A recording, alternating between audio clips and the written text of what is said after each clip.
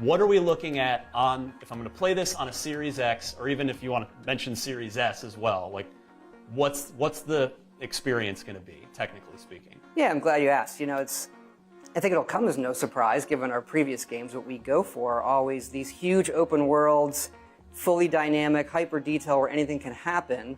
And we do want to do that. It's 4K in the X, it's 1440 on the S. We do lock it at 30 because we want that fidelity. We want all that stuff. We don't want to sacrifice any of it. Fortunately, in this one, we've got it running great. It's often running way above that. Sometimes it's 60. But on the consoles, we do lock it because we prefer the consistency. Yeah. Right? You're not even thinking about it. And we don't ever want to sacrifice that experience that makes our games, really, really special.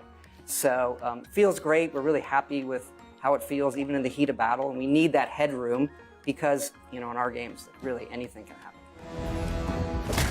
So that's interesting to me because there's a huge debate going on in the community. I asked some questions earlier in the day, and I got some really interesting answers. And it's interesting their reasoning for why they're locking it at 30, even though they can get it to run above 30 FPS on consoles in some cases.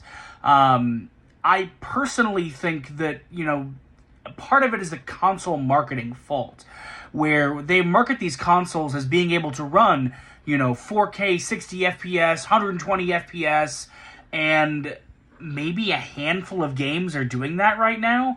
And it's a breakdown between what the marketing of the console says it's capable of and what the game developers are actually able to produce. That's where I think the breakdown lies, and I don't honestly know how they're going to remedy that. What do you think?